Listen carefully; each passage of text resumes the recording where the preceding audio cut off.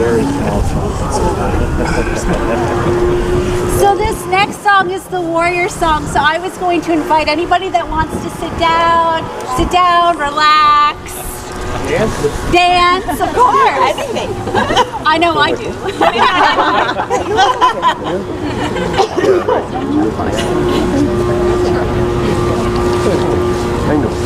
I am a chivalry guy.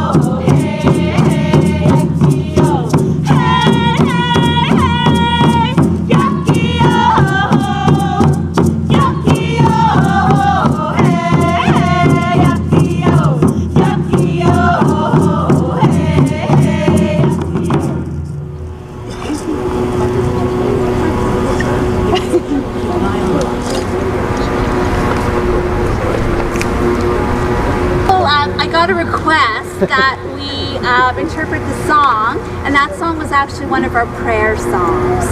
Okay. So this is a fun one. You might recognize this one. We're going to do the cup song. So yeah, if you know it, sing along. Yeah. Or just dance. Or dance.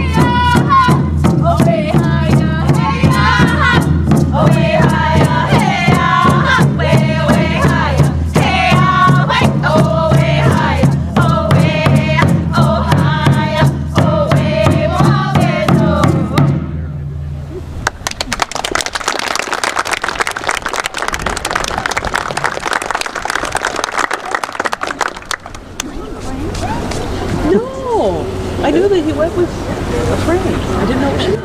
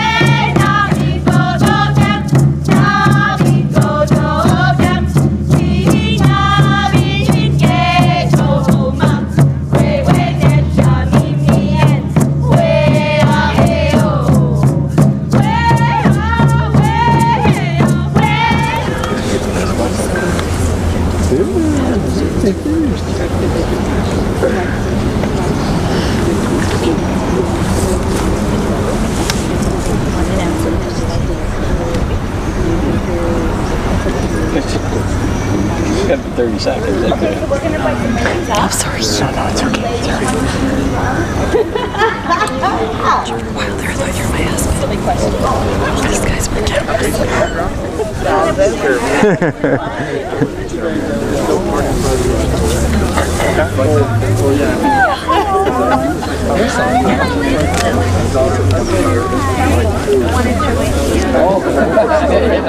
Charging into drumming, and we will support you with the energy, and in great spirit we'll handle it all, and hopefully she'll calm down. And thank you. Go ahead.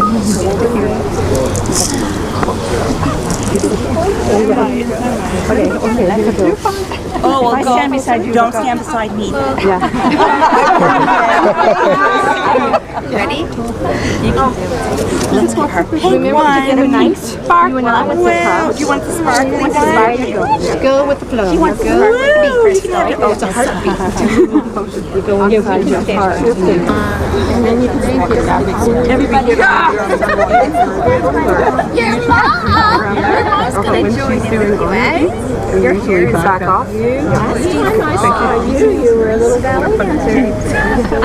Are you still? Yes. You started that. Yeah, you announced it started. Okay, we can do it at the end. Okay, do when your friend was, because that's our pet. I know. Everything he touches, it gets stuck to. I was disrespectful. No, I would ask her.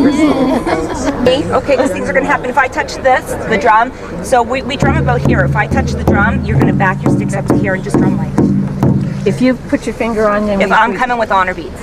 Ah. Okay, so just back your sticks up here. I'll hit them. Okay, Patty's going to start us off. We're going to do a little song called White Sky. It's going to rock it. Feel free to join in. I hope I don't deafen anybody. I have a tendency to be really loud. Me too. All right. We're strong.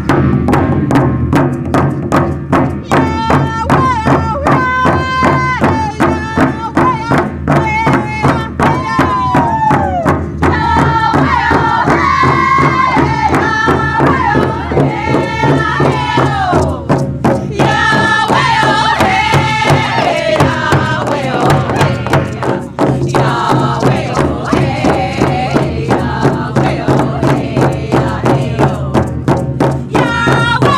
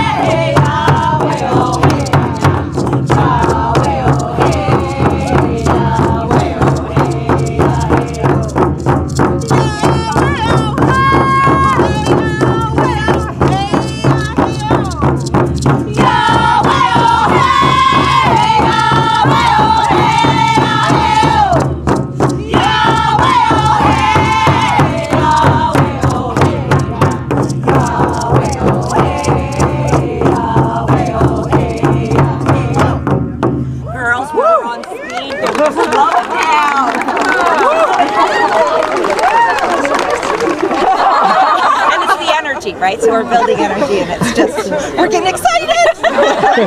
Excuse me, I'm just going to talk. I like excited. Okay, Patty's going to start us off another one. It's another one just like that, but we're kind of out of breath because of the speed of the other one. Just give me a second here. I need a drink.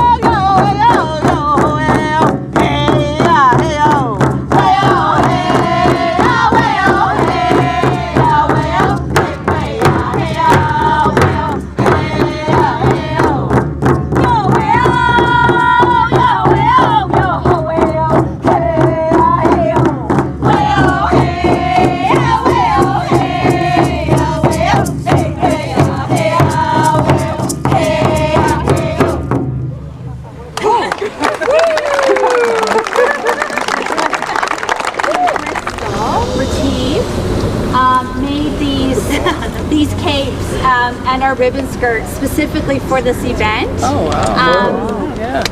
So, yeah.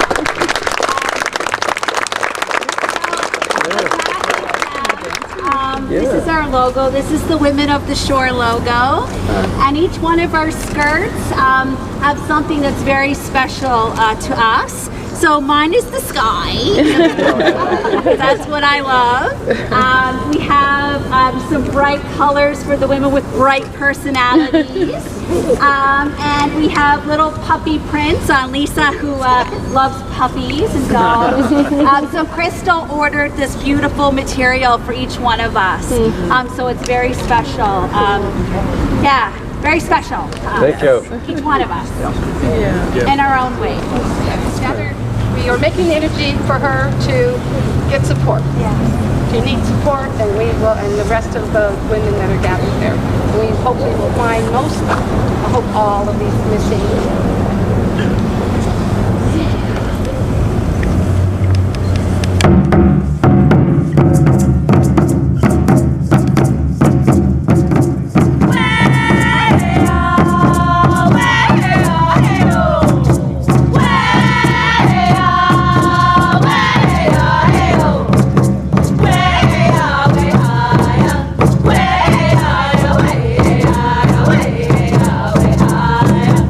Way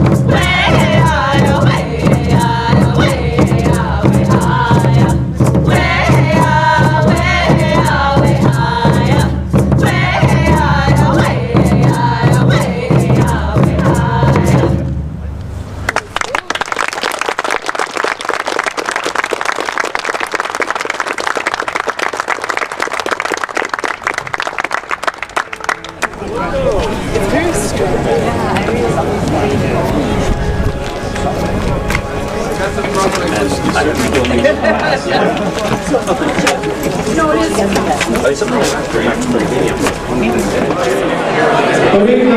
Hello, everybody. Can you hear me?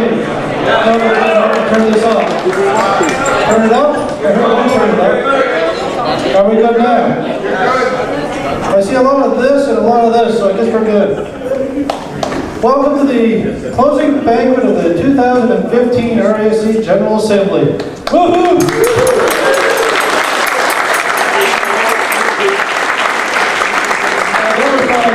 I'm really glad to be up here right now because this means it's almost over. And I tell you, after doing the second one of these in 5 years, I'm glad.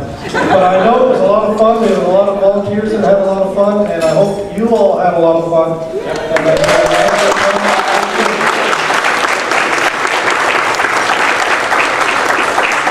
I'm here to see for the evening. I got a few housekeeping duties. Most of you have been in this building at some point in time in the last 2 days, so you already know this, but for those who don't, emergency exits are on the side of the stage, and the doors that came in at the far end of the auditorium. Washrooms, again, same place as the rest of the weekend. Males is out through the auditorium on my left, your right of the wing. The other wing is the females. Bar is on the other side of the curtain, but I think most of you have found it. So we're good. I'm going to keep things pretty short and sweet on my part for the night. I'm not doing anything fancy, and with that, I'm actually going to turn things over to James Edgar, President of the RAC, to give a little bit of a welcome and a toast. James, come on up.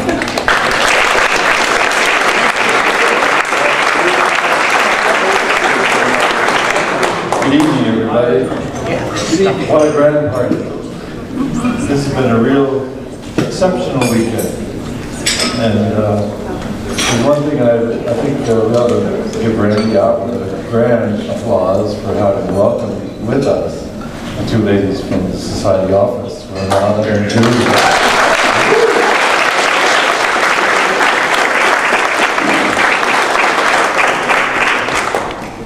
And now, I'd like you to raise your glasses. We already did this on Thursday night, we had a toast to the Queen, but now we're going to have a toast to the Society. It's to the Royal Astronomical Society of Canada. Long may it prosper.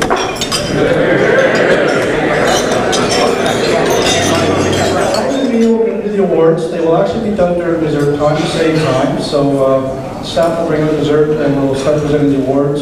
We'll go through that. Following that, we're going to have a short presentation by David Chapman and Kathy LeBlanc from Women of the Shore.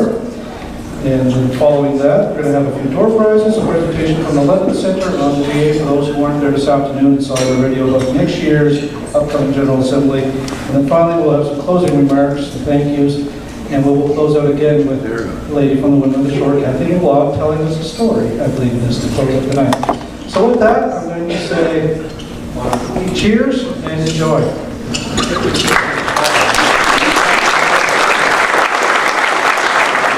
On stage for one last time, but not for a performance. Please, ladies, come on, stand on the left or your right side of the stage, please.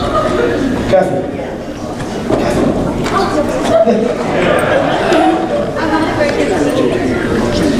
As a token of our appreciation for their coming to our event, we have decided to produce for them each a fleece that many of you purchased as part of the conference. So we'd like to at this time have Quinn Smith come and present the fleeces to the ladies of the shore. I'll let Quinn do this.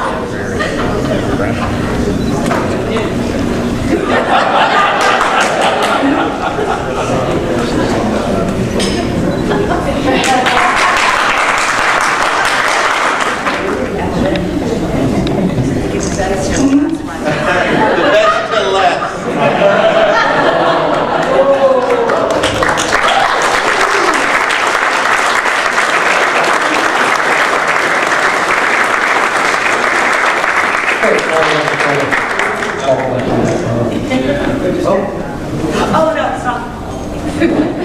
You might want to do This count me, Kevin?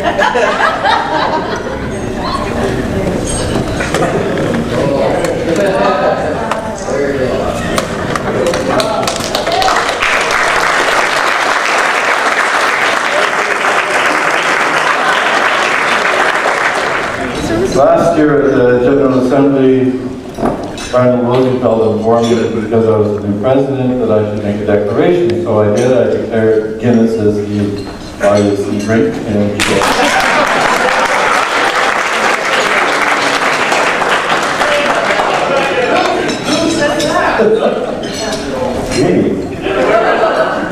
So it should be on our tables, right? yeah, exactly. We can talk to Paul about that. So the next thing that I declared was that the fellows of the RASC, instead of just receiving a certificate, would also receive a plaque.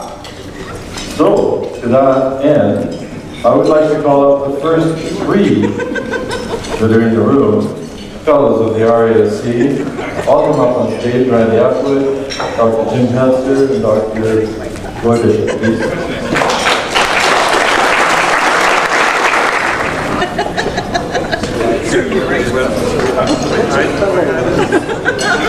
We're going to do this in alphabetical order.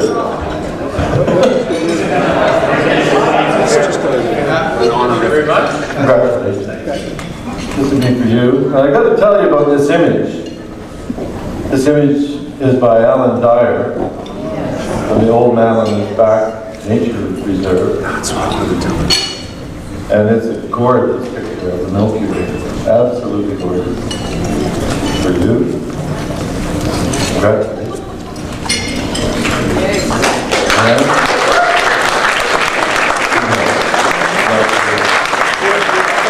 I think we need a little bit of a photo op here. Yeah, it is. We go to the next part to start. Yeah,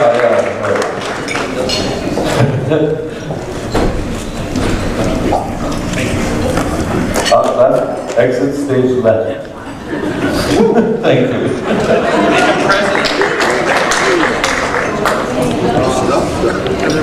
Robert Dick. Robert Dick has been active in the RASC over the past 45 years with contributions at the local, national, and international stage. A life member, he served as a counselor for the Ottawa Centre, as chair of the Centre's Observers Group, he managed the site preparation for the Fred Lossing Observatory, which remains the Centre's primary observing site. He's also the vice president and president, as well as national council representative. In the 1970s, he was involved in the engineering of two parabolic antennae that once was the largest amateur radio telescope in the world. In the 1990s, with light pollution compromising the effectiveness of Ottawa Centre's observatory, Rob led the development of the light pollution abatement program. In 1998, he adapted the program to a national scale, and under his direction, the RASC Dark Sky Preserve program began in 2000 with the designation of Torrance Barron. He has since expanded LPA to the development of the science of scotobiology, the study of the biological means for periods of darkness. Robert developed and authored the Parks Canada Guideline for Outdoor Lighting, which was adopted in 2006 by the RASC as the now only internationally recognized guidelines, which allows the RASC to have the most extensive network of dark sky reserves in the world. Rob continues to be the guy to call regarding dark sky reserves and urban star parks. During his many media interviews, he highlights the RASC's leading role in protecting the night environment. Robert has been an advisor to the American IYA Light Pollution Program in 2009. And he continues to be consulted by the Dark Sky Working Group of the International Union for the Conservation of Nature regarding light pollution awareness in world parks. He oversaw the creation of the special supplement to the journal in December 2012, and these activities have resulted in the RASC being recognized as the de facto leader in dark sky reserve and low impact lighting. On a more personal scale, he designed and built a large telescope and observatory at a dark rural site in 1986, hosting open houses at his lakeside observatory for people in southern Ontario. This long list of activities and accomplishments can truly be considered a career. Congratulations.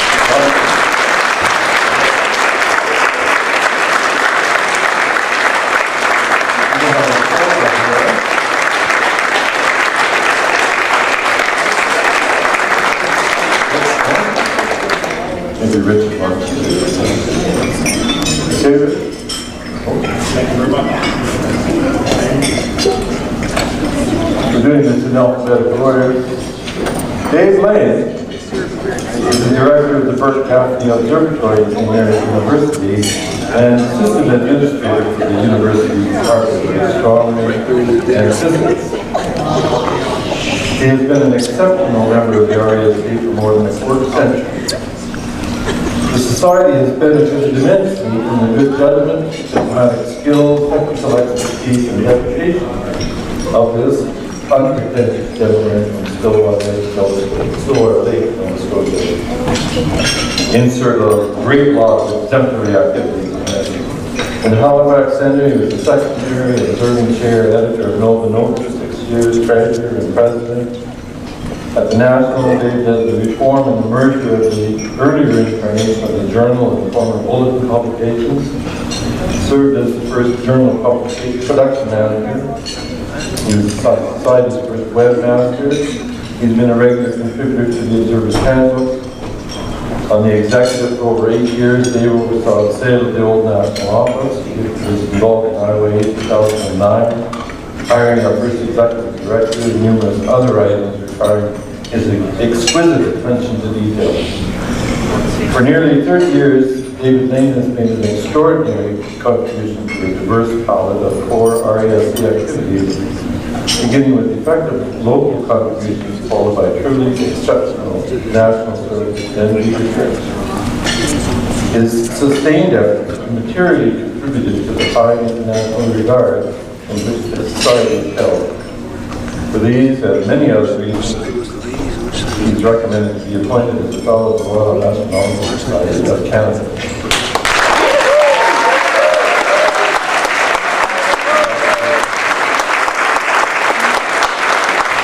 The award of the Fellow of the RASC was created to acknowledge the work of long-serving members who have made extraordinary contributions to the Society. Since 2013, he has been our honorary president. Through his career in the RASC, John Percy has worked to the highest possible standard, has been guided by a strong and consistent aim of bringing astronomy to people, wherever there are people. He does so in a manner that is relevant and meaningful to them. He has had and continues to have enormous, lasting impact not only on the society, but on Canadian and international education and outreach. John has been and remains a remarkably effective local, regional, national, and international ambassador for science, astronomy, and education, as well as for the benefits to be gained through organizational partnerships and through professional amateur collaboration. The RASC has always been a cornerstone and a primary beneficiary of his work. For the foregoing and many more reasons, he's been nominated to be a Fellow of the Royal Astronomical Society of Canada.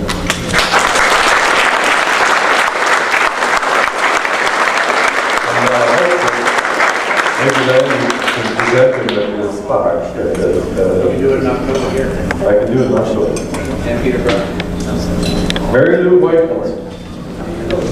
Mary Lou's contributions and commitment to the Royal Astronomical Society of Canada, both administratively in terms of education and public outreach, are outstanding. The Society was particularly fortunate to have her as president between the years 2010 and 2012, when changes to the governance structure were required by regulations of federal law. This is just a thing from the executive. It's not the CRA that required this, but the industry Canada. Her passionate leadership, quick intelligence, and sheer hard work on behalf of the RASC in those years were invaluable. We have had few women presidents. Mary Lou is in the same league as two of them, Helen Hogg and Mary Gray, who are both nationally recognized for the excellence and impact of their contributions. Mary Lou read in an astronomy column by Terry Dickinson that one could see the moons of Jupiter using binoculars. She looked and became hooked on astronomy. She joined the Halifax Center in 1985 and has since become a life member. Her sparkling personality and growing interest in the heavens has led her to many center executive positions, including counselor, secretary, observer chair, and 3 years as center president, plus the chair of the committee hosting the 1993 General Assembly in Halifax. Her observations of BE stars with the per capita scope resulted in 2 papers in the journal, and she won the Chan Medal as a result. To promote astronomy education, she wrote Skyways, the astronomy handbook for teachers, now in its 2nd edition. She authored the Moon Gazer's Guide, edited the 6th edition of the Beginner's Observer's Guide, contributed to the Observer's Handbook and the Observer's Calendar, and she inspired the IYA 2009 book, Mary Lou's New Telescope. This is embarrassing, eh? Mary Lou's major national service began in 2006 when she ran for the position of 2nd Vice President. Upon her election, she began an 8-year sequence of service leading to her presidency in 2010, which leads to the past presidency and chair of the Awards Committee. In 2007, minor plan 14907 was named White in her honor. Mary Lou has constructively and effectively brought unique perspective, analysis, determination, and leadership to the betterment of all aspects of the Royal Astronomical Society of Canada. What better qualities for a fellow of the RASC?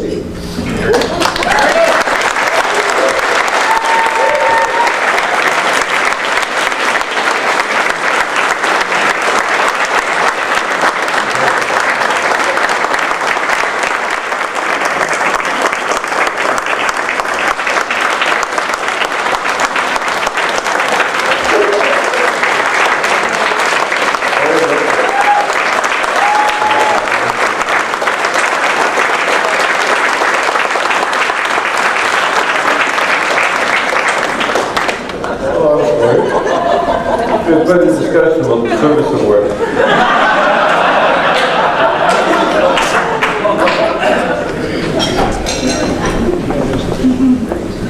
Who did this? The alphabetical order, I guess. Q comes after S. David Chapman.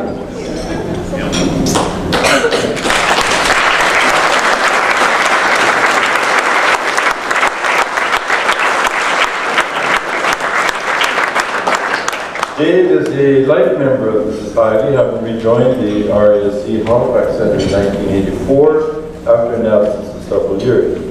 He has been an active member of the Center and the Society ever since in a variety of capacities. At the Center level, he served as the Center Librarian in 1985 and as the Center President in 1995 and 96. In addition to mentoring members, he was the Center Webmaster for several years. He's been an active outreach volunteer at many public talks and outreach events. Dave developed the Mini Messier list, an introductory observing program for new observers who were happy to say this helped becoming a national list. Many keen observers of the Halifax Center got their start with Dave's Mini Messier list. Dave was one of the driving forces behind the 16-inch telescope in the Central Observatory, running training centers on proper care and feeding of the telescope. He has been a leader in social media to raise awareness of the night sky, which is Astronomical.ca. He includes to be a Twitter and Facebook account and remains a one-stop information source for all things astronomy related to Nova Scotia. 6 years later, Dave is still the site administrator. Nationally, in the late 1990s, we saw him serving on the awards committee. I think Simon Newcomb Award, Kitchen Coogee National Dark Sky National Dark Sky Preserve and 55 successful annual Dark Sky Weekend event as a result of Dave's effort. Dave is an experienced lunar observer. For 7 years, he wrote over 50 articles in the journal. Then he began a 5-year term as editor of the Observer's Handbook, which he maintains to his usual high standard. Internationally, Dave has taken astronomy EPO to Cuba in recent years, contributing equipment and publications to Cuban astronomers and educators. A Spanish translation of the Explore the Universe certificate program has been exported to Cuba. Dave has successfully provided knowledge as well as the tools and expertise needed to establish an effective dark sky program and education and public outreach in Cuba. Whether at the local, national, or international level, Dave Chapman exemplifies the goals and the objectives of the RESC. For all of these reasons given, he is highly deserving of the service award.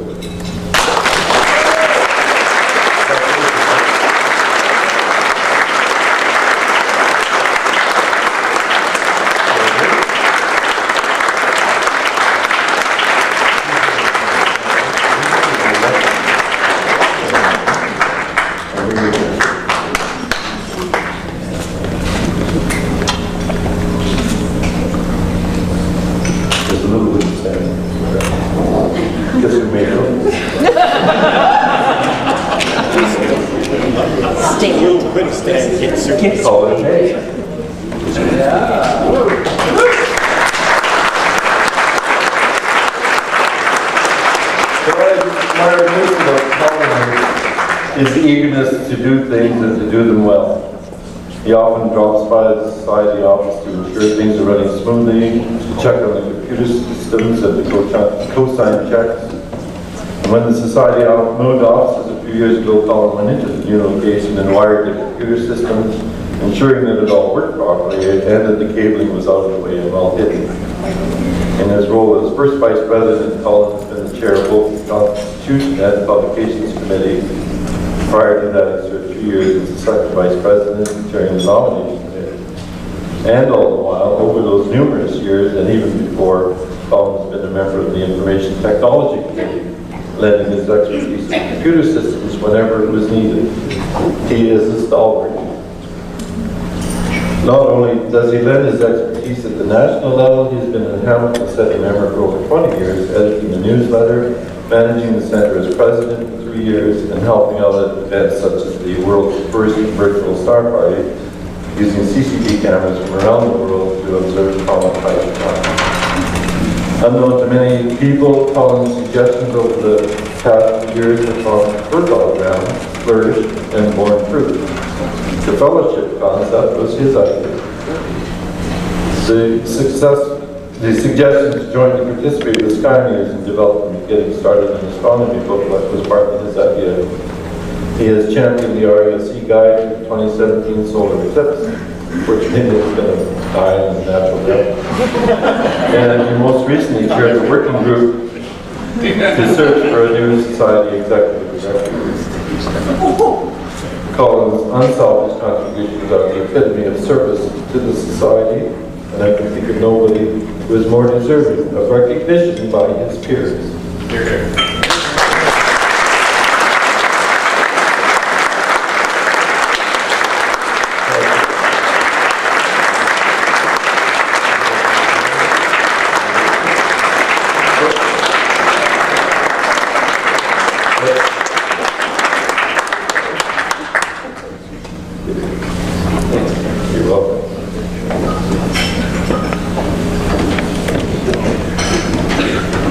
Chris Malicki is a Mississauga member and he's not here, but I'm going to read his citation.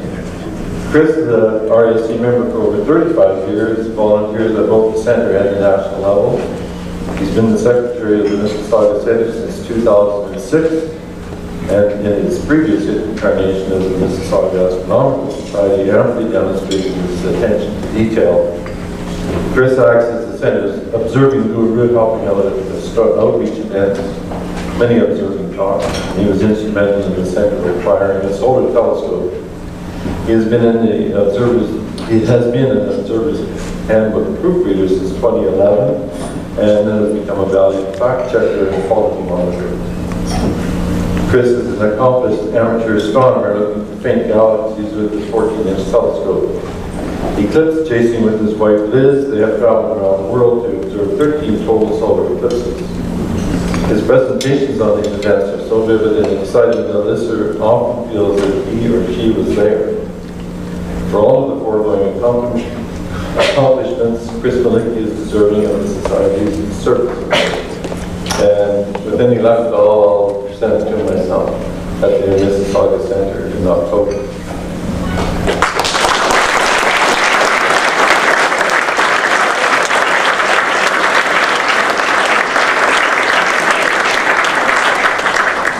One of the really cool things that the President gets to do is to designate a winner of the service or the President's Award. And this is something new that started about 3 years ago, 3 presidents ago. And I can't think of a more deserving person than Walter McDonald.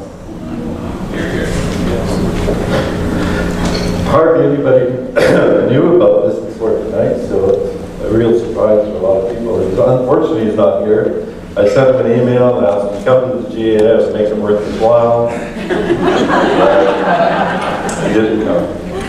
Nevertheless, for his diligence, attentiveness, and steadfast pursuit of excellence as a Society's webmaster, he has served quietly in the background for numerous years, ensuring that the RUSC web-based systems and all that goes with them are running smoothly, making the necessary corrections, assisting others, maintaining the Society's written, audio, and visual history on the website, keeping a watchful eye on the running of the site itself. His valuable knowledge and abilities continue to ease our use of the many forms and procedures he has created. Walter is on the working group that oversaw the employment of our new employee, Joseph Basilero. He had a 4-month contract, maybe halfway through it now, he said, who was rebuilding our website over the past couple of months.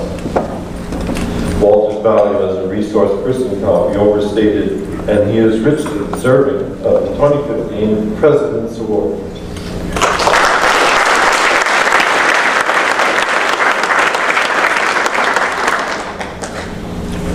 KELAC Award. We have a lot of discussion about this.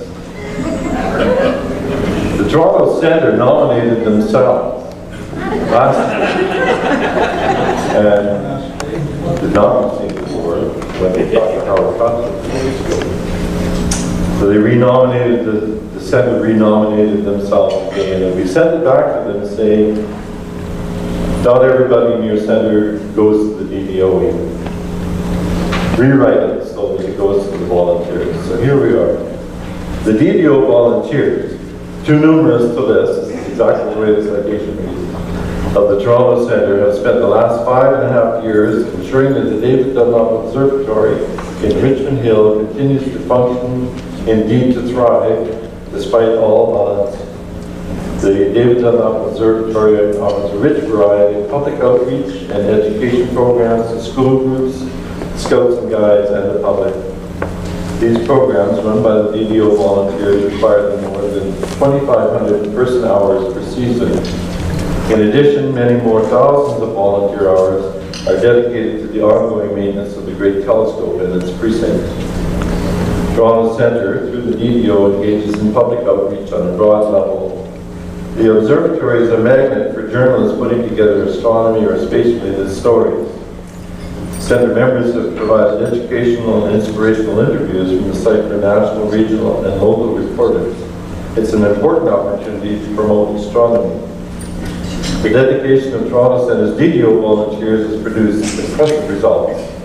Since assuming stewardship of the facility in 2009, the Toronto Centre has welcomed more than 20,000 visitors, introducing new generations to astronomy and encouraging young people to pursue careers in the sciences. For all of the reasons given and many more, we believe the DDO volunteers deserve the Society's 2015 KELAC Award.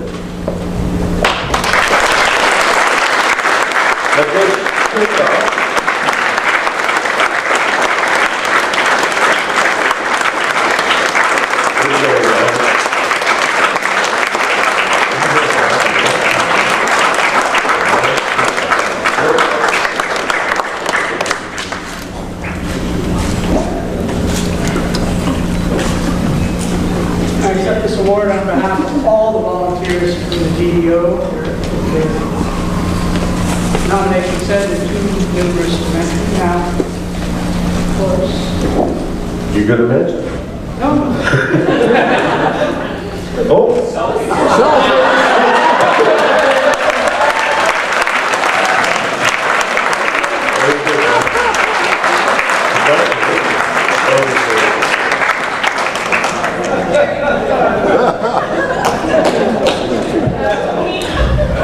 I want to take a few minutes on behalf of the board, the council, the society office, and all members to recognize the past year and the contributions of James Edgar as our president. As we all know, every good engine and train needs a good engineer. Actually, I don't know why, because it's on a track. So.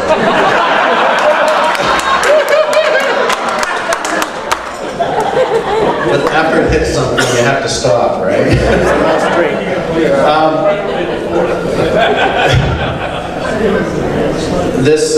Here, just nowhere near it, right?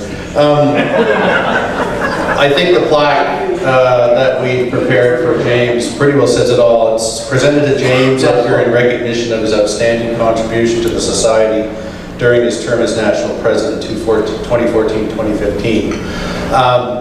Over the past 10 months, I've worked closely with James and sort of moved the society through some interesting times.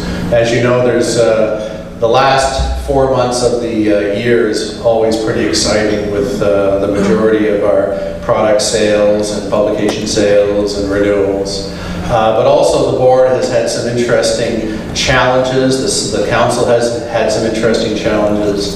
And James has, with his optimism and his drive forwardness and his attention to detail, but also attention to the individuals that he was dealing with, has really made it a pleasure.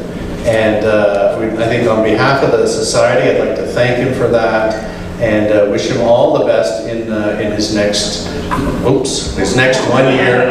We lost it there. As our president. So please join me in thanking James.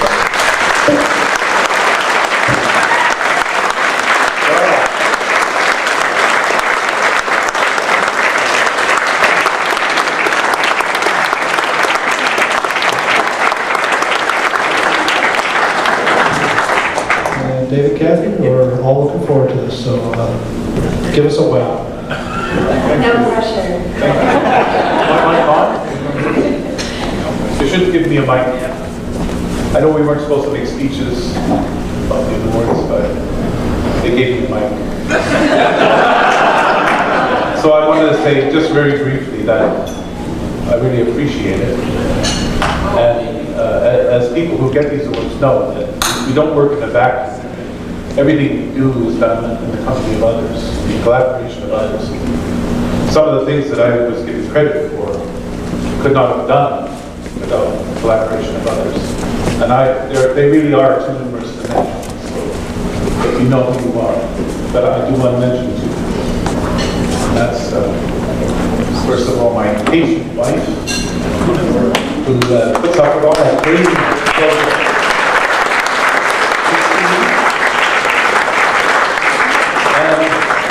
Actually, Roy Bishop, because he is my mentor and my friend, and I think that I would be here if it wasn't for him.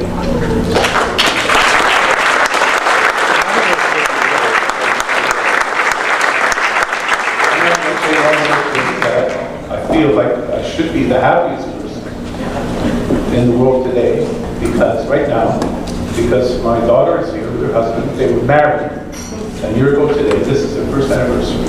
This is the second time I've worn this suit. And lastly, she has now, and they have both announced today to the world that Chris and I are going to be grandparents.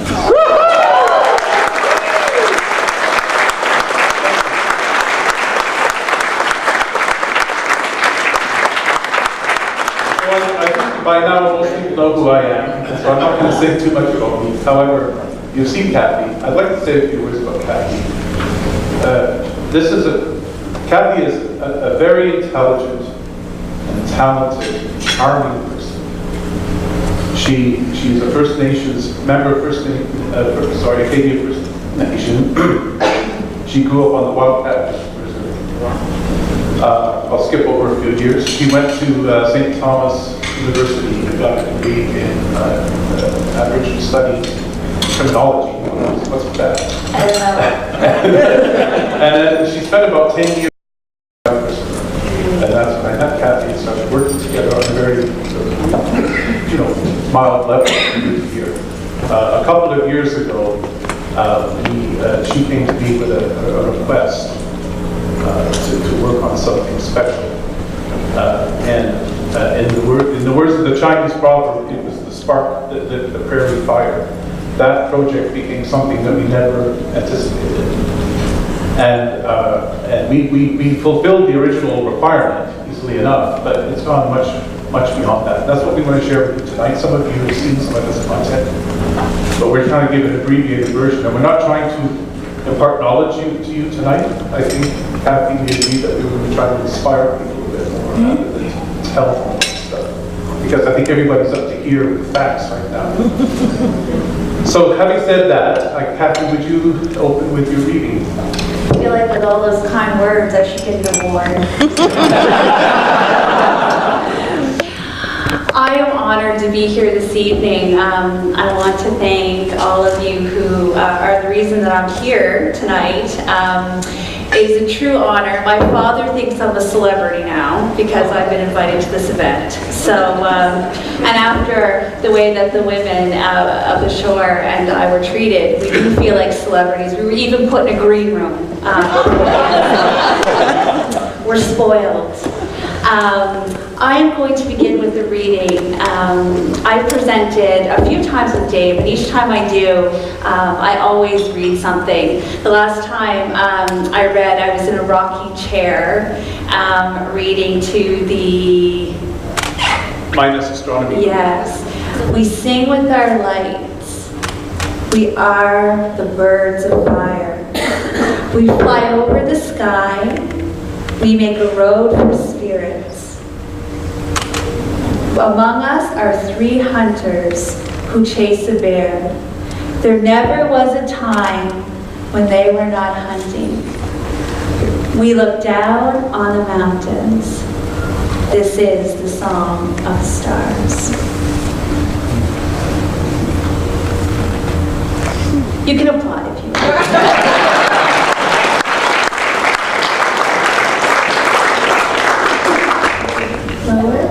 Okay, is that good? Yeah. Okay. So you have to retake all those pictures, by the way. So I want to welcome you to Mi'kmaq territory. And as Dave mentioned, we've known each other for a very long time. I am probably older than what you think. I'm not going to tell you my age though. But we've known each other for a good while. And a few years ago, actually, First Station, she came to me and she said, I am doing a Hunter's Moon celebration and I would like for you to do a program in the evening. And I said, okay, Judy, I can do that for you. And she said, I want you to point out constellations of the legend that you're going to tell. And I'm like, okay, Judy, I can't do that for you. I have always loved the sky. And in my loving of the night sky, I decided that the best thing for me to do was to gather a lot of books and read and read and read. And none of it made any sense to me whatsoever. And then she made me really nervous when she asked me if I would point out the constellations. And so I knew that the only thing I could do was to ask Dave to help me, because he's helped me in programs before. And I knew I really hit rock bottom when not when I asked Dave to be with me. But when I'm getting comfortable. When the last book that I purchased was Astronomy for Dummies, I knew it. And Still, that book was making no sense to me. So I called up Dave and I said, Dave, you need to help me out with this. And by the way, they would also like you to do a conference talk. Dave said, okay, I can help you, but I would like for you to do the talk with me. And I said, I can't even make sense out of astronomy for dummies, and you want me to do a talk with you. And he had full confidence in my abilities, and that started the partnership of Dave and Kathy. And what then followed was many conversations, 7, 8 hours. I know it's hard to believe Dave and I could talk for 7 or 8 hours at a time. But there was lots of questions that needed to be asked. Him cultural questions and me astronomy questions. So we made a rule right from the beginning, that there were no, and I don't want to say the S word, there were no non-intelligent questions. And we could be free and open to ask whatever we wanted to. And so that is exactly what we did. And till I saw this, that it made perfect sense for me. And one of the things that Dave and I were going to talk about at the conference with the Acadia First Nation was the Mi'kmaq moons, the 12 Mi'kmaq moons. And so when I saw this, I immediately was drawn to the notion of taking the phases of the moon and what's going on in nature and using that to tell a passage of time like my ancestors did. And I became immediately excited about this. So excited that as it began to play out, it became so real to me and it made so much sense. And I want to start with the snow blinding moon. And I was driving home from work, February, was it, Dave? And I called, did I call you or did you call me? You called. Oh, I called you. I called you to talk about the project. I was on Bluetooth, don't worry. And I said to Dave, I said, hold on. I said, I'm looking for my sunglasses. I can't see a bleep. Did I use a bad word? No. Oh, okay, good. A bleeping thing. And he said, well, Kathy, he said, do you know what time it is? What moon time we're in? And I said, of course I do. I'm the Mi'kmaq person in this partnership. I know what moon time it is. I said, it's the snow blinding moon. And then I said, oh my God, it's the snow blinding moon. And I can't see the glare from the sun on the snow. And oh my God. And do you remember that moment, Dave? I do. You do. It was yesterday. I got on to eBay and ordered you a set of sunglasses. It was so exciting. And so then we started to follow it through. And the maple moon time. Maple is my favorite time of year, the maple syrup time. And so during that moon time, Dave and I presented at White Point a maple moon celebration. And then we get into the frog croaking moon. So this is a really exciting time. It was a really exciting time for me because my niece, my 7-year-old niece, and this is why I'm so glad to see some of our little people in the audience, because she started to play this out with me as well, my 7-year-old niece Holly. And so she called me up one night and she said, Auntie, she said, have you heard the peepers outside? And I said, Holly, I have heard the peepers. And I said, Holly, do you know what moon time we're in? And she said, no, but I bet you it has something to do with the peepers. I said, you're absolutely right. I said, it's the frog croaking moon time. And one other thing, the next moon time with her too, we were at my kitchen table and she was looking out and she said, Auntie, what is happening to those trees? And I said, Holly, what is happening to the trees? She said, they have little buds on them. I said, yes, do you know what moon time we're in? She said, no, but I bet you it has something to do with the trees. I said, it does have something to do with the trees, Holly. I said, this is the leaf budding moon time. So for me, am I running out of time? You're doing good. Oh, am I doing good? Okay. I told Dave, keep me on a schedule. I can talk forever. For me, this new way of seeing things is really exciting because no longer do I flip the pages of a calendar, and no longer is a passage of time a big deal for me. Like, oh, it's December, and so Christmas is coming, and that's a really crazy time. Or, oh no, it's October, and I'm going to have a birthday, and I'm going to get a year older, and I don't want to turn 25.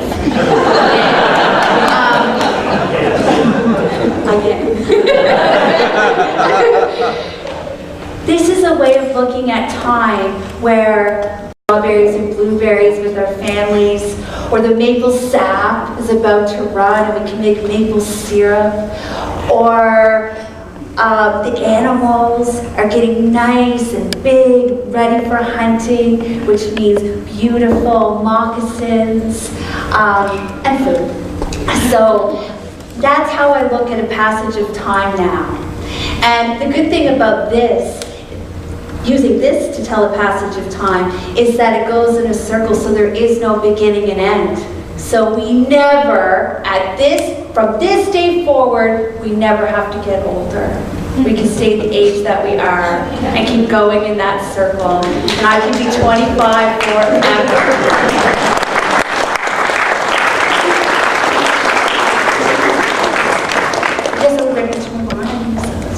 That's you, okay?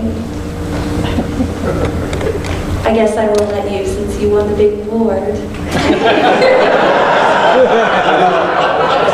Kathy, I didn't win the biggest. Oh! Although I did get the biggest door prize. Kathy left out a little bit. Oh, I did. What did I leave out? I'll pinch it. Okay. So one of the conversations that when Kathy was discovering this way of looking at the passage of time and the by names of the moons, I made an offhand comment to you one day, and I said, well, yeah, there's the 12. The 12 My goodness, times. it's the biggest part of the presentation. I better go back. And No, it's okay. We're a team. So the thing was that poster with the 12 moon times was produced by Cape Breton University in 2008. And basically what it does, it does what Kathy has done. It associates events in nature to the different moon times through the year. And there's an interesting footnote to that poster that doesn't appear on our slide. If you look at this, a tiny little footnote in 6-point font. And it said, there were times when the Mi'kmaq used the 13th moon to complete the cycle. Remember that? Yeah, but the story I tell is right. Maybe I should tell it, because the way I tell it is right. Okay, so...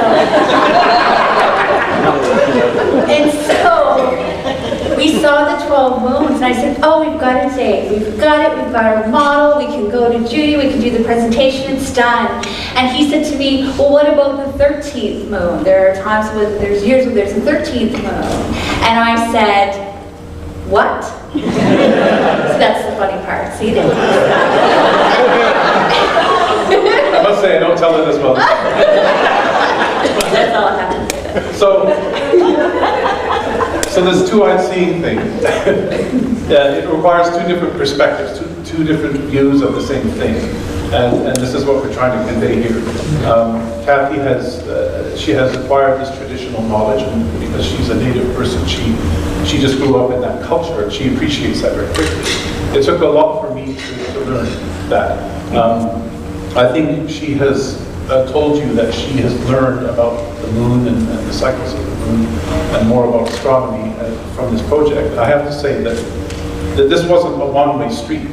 Don't get the idea that all of the information was going from me to her, because I had a lot of questions too. I'm very much a scientist. I deal in numbers and tables and formulas and things that are in black and white. And through this project, I found it very transformational, because through working on this project and trying to understand the traditional teachings, I understood that you could have levels of gray in between black and white. Because I would read something and I'd say, Kathy, this can't. I said, I read this, and there's this teaching. I read this over here, and they don't agree. And at least one of these people has to be wrong. This is my attitude. Like, this can't. And Kathy said, no, they're just teachings. They're teachings. You read them, you accept them, you think about them, but you don't look at them that way. And that's one thing that I learned from Kathy about this kind of knowledge, is that you don't see things in black and white. You have to see the levels of gray in them, and keep everything on the table while you're thinking about it. Because sometimes I get all, okay, I'm going to do this, I'm going to become like her, and which is kind of possible, really. But often Kathy stops me and says, Dave, don't forget who you are, and be yourself. Don't forget who you are. And what she is telling me is that she's depending on me to provide this Western science side of the two-eyed seeing formula. So there's a role for both of us to play. And so she brings up the 13th moon. Now we have a very elaborate presentation which goes into great detail, and we're not going to go into that tonight. But I've got a picture up behind me here which illustrates the dichotomy. When you have a time-keeping system which depends on the actual appearance of the moon and how it cycles through the year, you can't map that into the 12 months of the year that we have on the calendar. And this is an age-old problem that has worldwide, and there's lots of ways to solve the problem. But see over here on the left-hand side of the diagram, the 12 moons of the moon times of the Mi'kmaq calendar, as it were, are centered on the full moon. They start with the new moon, or perhaps the first crescent after the new moon. The new moon's, the full moon's always in the middle, and they end when the moon disappears. That is the only natural way of telling the time pre-European contact. The Mi'kmaq and all other native people in North America did not know about January, February, March, April, May, and all that. There was no knowledge of that. There was no need to map those things into those time periods. All you could do is follow the actual waning, waxing and waning of the moon. So in this example here in 2010, the first month of the year, which is the Astronomical moon, it roughly corresponds to January, but it doesn't exactly correspond. But it's sort of the first full moon following the one which is near the winter solstice. And you go around to cycle, and you have 12 moon times, each of which the moon is in the middle. And after you've come around 12, something really interesting happens. It doesn't close, because 12 synodic periods of the moon only adds up to 354 days. There's always 11 days short of a full 365-day year, so there's a deficit every year. So what happens is, when you go to if you continue on with the 12, they all start a little bit earlier. Everything sort of shifts 10 days earlier relative to the sun. The full moons are still in the middle, but it shifts. Then it shifts again, and it shifts again. The problem is that after a while, the moon times don't match up with their names. If the names are associated with things that are going on in nature, like the spawning of the tomcod, the snowblind, the running of the maple sap, the frogs, everything's all of a sudden, according to the moon time, the calendar is happening. The moon time is coming before the nature is ready for it. And so every 3 years or so, it would have been necessary to add another month to get everything back on schedule. And that is the kind of the crux of our project, and we haven't solved it yet. We feel that there has to be another moon time. We're not sure, we're pretty sure that it was done, We don't know what its name was, and we don't know where it was put. There's many different ways to do this. But that's the 13th moon issue. So over here, when the Europeans imposed their calendar on the native people 400 odd years ago, they imposed the Gregorian calendar, where the months are completely divorced from the phases of the moon. The moon, full moon, can appear just about any time in a month, the beginning, the end, the middle.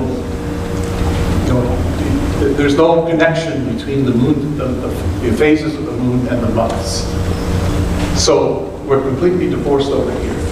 And this pattern was imposed administratively on the native people in North America. And unfortunately, the traditional ways faded away because they weren't being taught.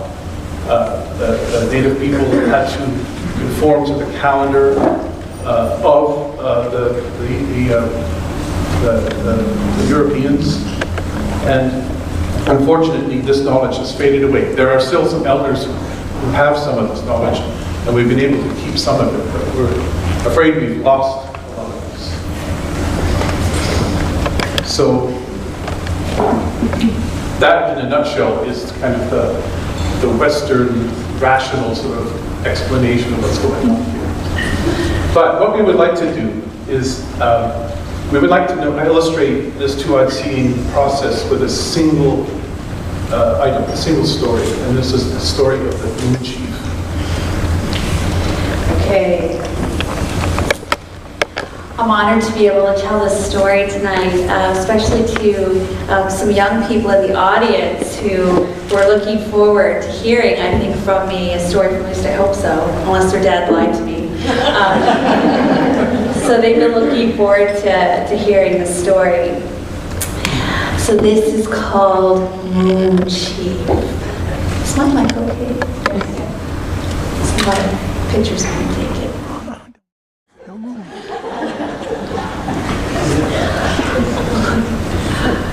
And I act like this all the time.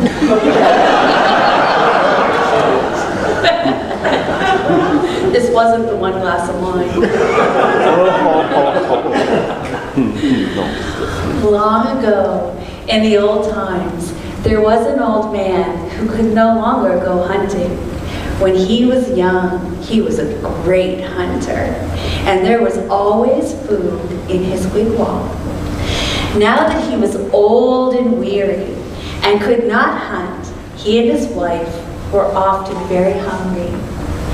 One winter, they had very little to eat, and at last, one cold night, there was nothing left, not even an old moccasin that they could chew.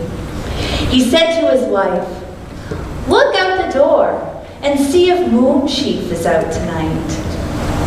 The old man crept inside the wigwam and stood in the deep snow. He looked up at the moon.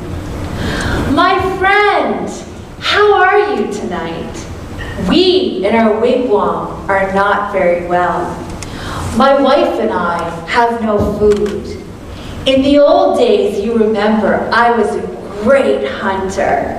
I killed the moose and the caribou and chased them through the deep snow. Now I am old and I cannot hunt. Will you help me, Moon Chief? Send me a moose to my door." The old woman heard him talking. She called out to him, "What are you saying out there in the dark?"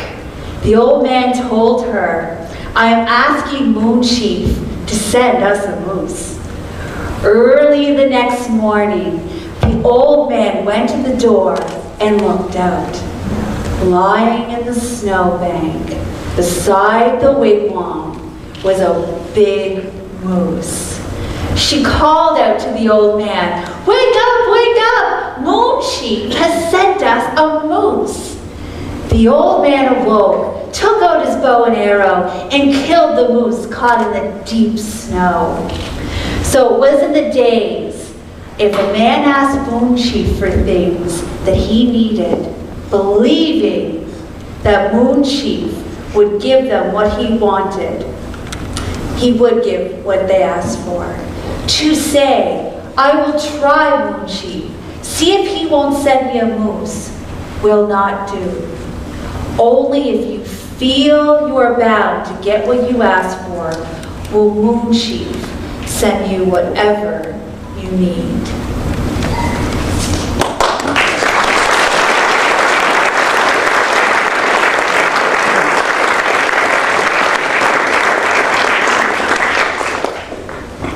So, I read the Moon Chief story because I was trying to devour everything I could about Mi'kmaq culture that was related to moons and calendars.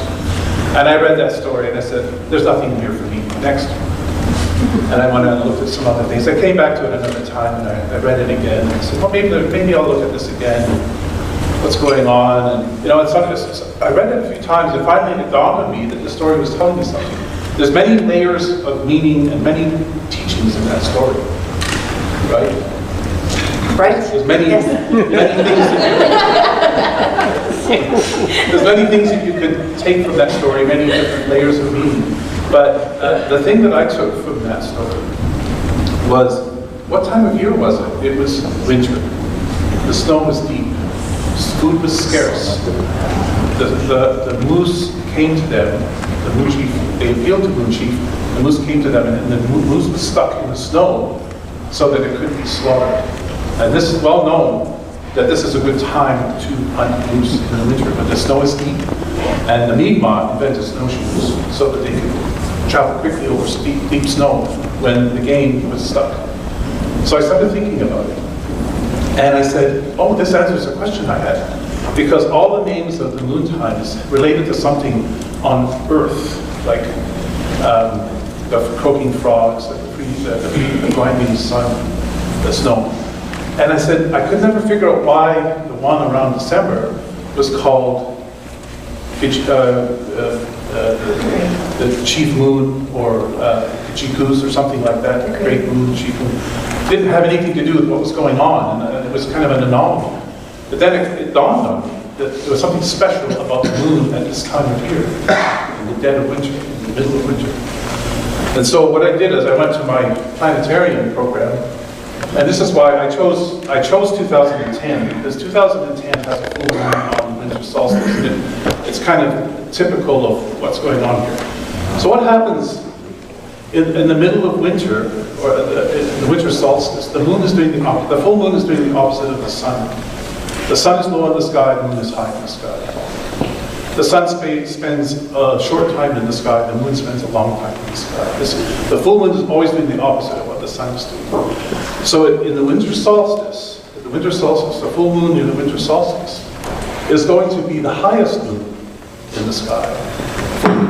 And it's going to stay in the sky for the longest time of all the full moons. And here in this case, it's 60 in the latitude of Keji, 63 degrees high in the sky, and it spends 16 hours in the sky. If you're going to call a full moon the chief moon, this is the one that you would call the chief moon, the one that's the highest and the longest in the sky. So it kind of all came together with me, the story and the astronomy, and that is why we chose this one little event to teach you the concept of 2IC. That's kind of it in a nutshell. So, I think we're done for now. It's time to wrap up. I thought you were going to give me the last word. Yes, you are going to get the last word. I couldn't possibly prevent you. Anyway, I had a brainwave. I don't know how many of you read the nice little brochure that was produced by the History Committee about Halifax Astronomy Heritage.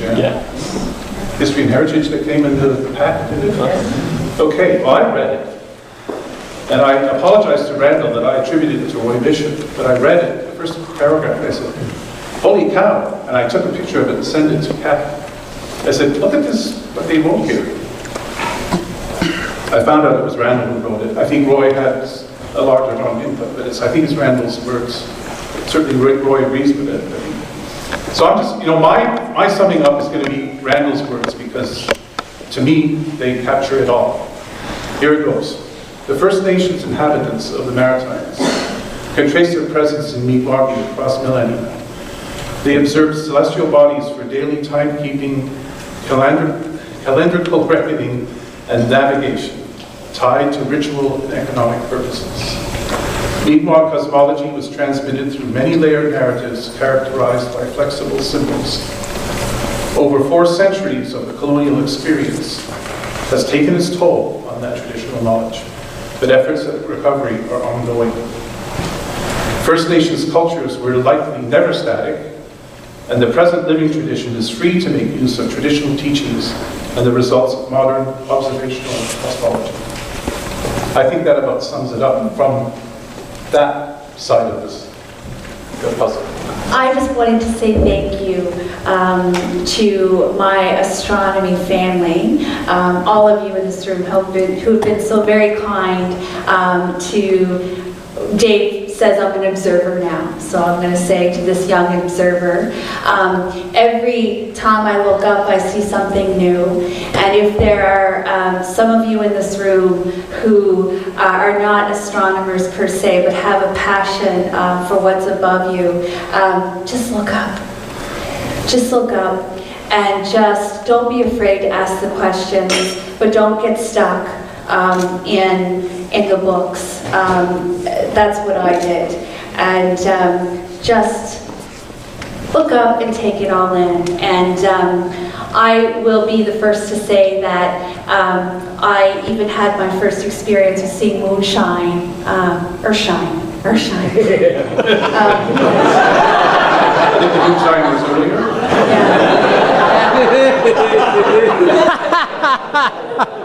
Earthshine for the first time, and that was, I said to Dave, I'm like, you must think I'm just such a non-intelligent person. And he always says to me, I love seeing, things that I've been seeing for many years through your eyes, because it's like I'm seeing it for the first time. So I want to thank all of you, my lovely women of the shore who are with me this evening. And I want to say a special thank you to Christine, Dave's lovely wife, who has given me him for many hours on the phone, and I thank you for that, Christine. You've been very patient with us and a big supporter of our project. And I want to thank Dave, who's been, I don't know what to say about that. Well, you know what? I'm going to say it. Oh, about yourself? About Oh. Actually, I think I'm going to share this. Over the last 2 years, both Kathy and I have had, some tough times on our own. Yes. But we stuck together each other through it. And we're here today. Yeah. And I'm the happiest guy ever. Okay, we're getting too mushy now. All right.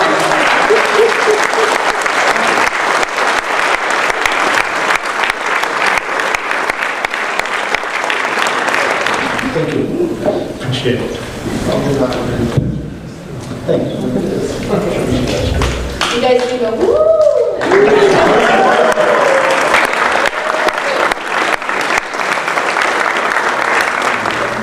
Sure, actually, yeah, while he's getting it ready, let's put Dave Clark and Peter Jedicke up here, who are going to talk about London while we wait for the video to come. Sound good? A little bit? Uh-oh, I'm worried now. We're not really going to talk about London. We just want to... because Dave's got a little presentation to make here. Quinn, where are you? Oh, he ran away. Is that good? Went to get a beer. Okay. A lot of people thought I helped organize or I chaired this GA. I did one 5 years ago. I just helped this time. I did not chair this event. This is not my baby. Quinn here, this is his baby, and Pat Kelly is his partner. So these are the two guys to blame for all this.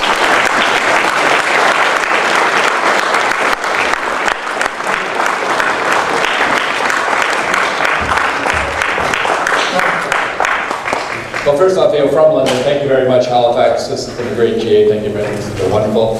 And you've set a high bar for us, which we will try. But what we want to do here is we want to take you back a little bit, back 5 or 6 months in Halifax. What were you doing? Shoveling. Exactly, shoveling. And we've always been proud in London that we are the snow belt of Canada. There's no question. We get those winds that come off of the Lake Huron, and they dump incredible amounts of snow on us.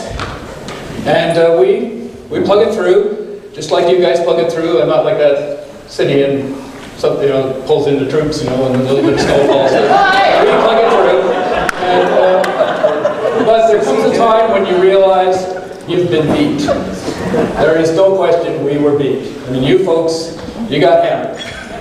Again. And again. And again. And again. So the Mayor of London and the City Council of London has asked me to do an official presentation to the folks of Halifax. And if you could take the microphone here for a second here. And we are officially handing over the snow belt of Canada.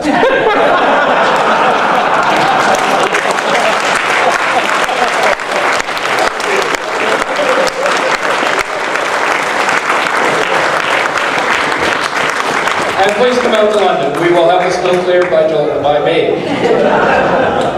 We'll do a group photo on the stage of all the past RUC national presidents that are here. So Roy Bishop, Damien LeMay,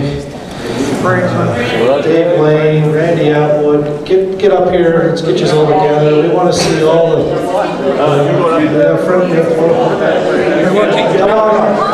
That's pretty well proves you'll elect anybody, right?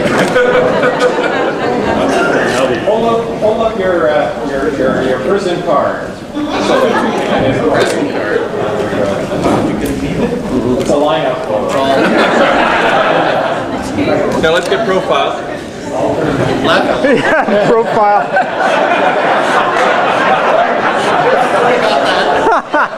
We got that on video. The thing is, some of you are going to be up here someday. So Right, a lot of you we hope. yeah. Hope we all live that long. And you. Yeah, hopefully we'll all be up there at the same time. That's right.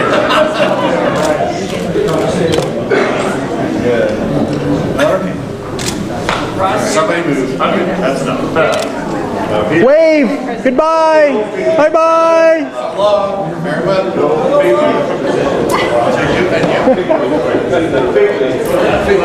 All right, thanks guys.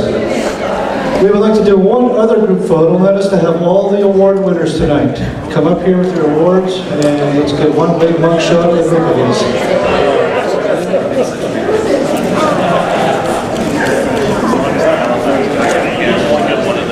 Yeah, G8. Yeah. Better than the G8. Way to go, Rob. On the committee, I would like Ian Anderson to stand, please.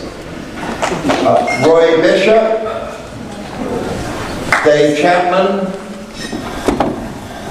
Mike Gallo, who I'm afraid is not here, Paul Gray, Paul Heath, Martin, who has been behind the electronics for the entire show, Dave Lane,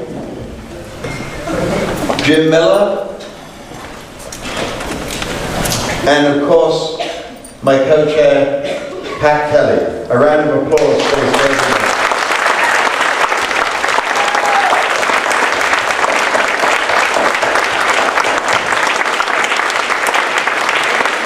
This was the GA Planning Committee, but of course, all we do is shuffle paper. The people who did the real work are Michelle Arenberg, which I don't think Michelle is here, Ilya Baker. I think we've worn most of them out and they're asleep. Jerry Black, please stand. Judy Black,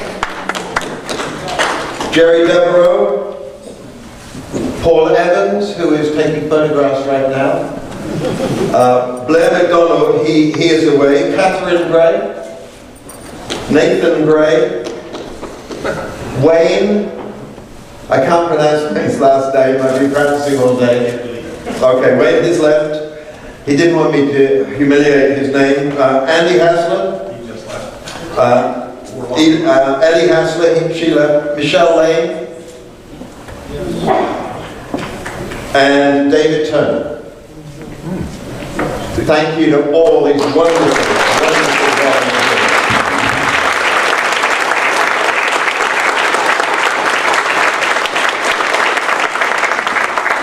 Just a little about organising a GA.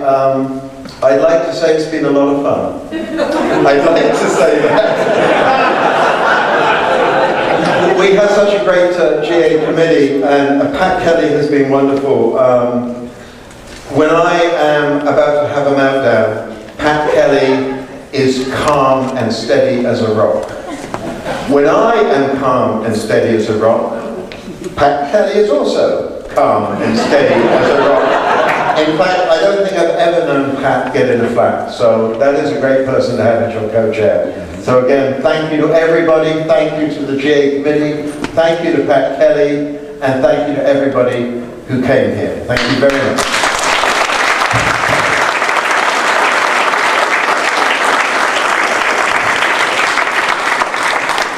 We do have one last parting piece of advice for people from the London Centre.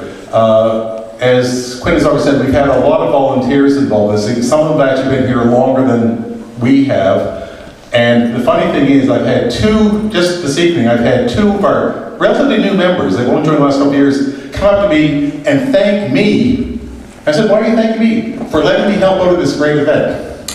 So, in London, when you do run into serious problems, all you have to remember is...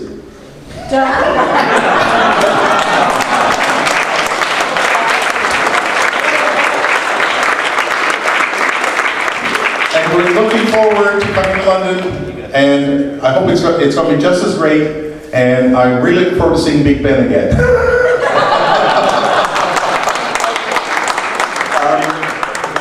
Before I ask Kathy to come up and give our closing reading, a little bit of business. If anybody is planning to go back to the airport tomorrow and hoping to get a lift, please see me after the GA. I'll be in that corner. I have the clipboard that will get you back to the airport. No clipboard, no trip to the airport. So come and see me after the banquet. Thank you. And Kathy, would you please close our GA? Thank you. Okay. Thank you, Quinn. Thank you, Pat. I was going to close with a beautiful reading, but the drum keeper, Women of the Shore, has decided that we should sing You Out. So, Crystal, come on up.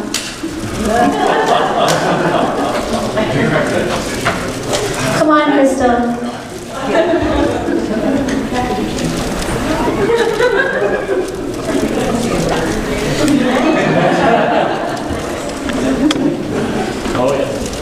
So instead of a serious reading, I'm sorry, Queen, we will say this. And then I can do the serious reading. Are you serious? Yes, ready? So long, farewell. Say I do. Let it go. Good night, good night, good night.